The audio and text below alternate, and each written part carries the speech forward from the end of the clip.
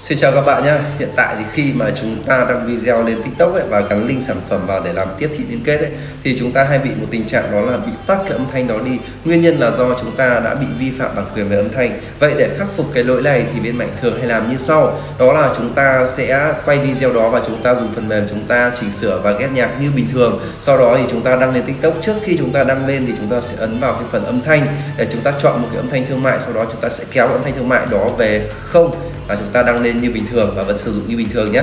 Chúc các bạn thành công.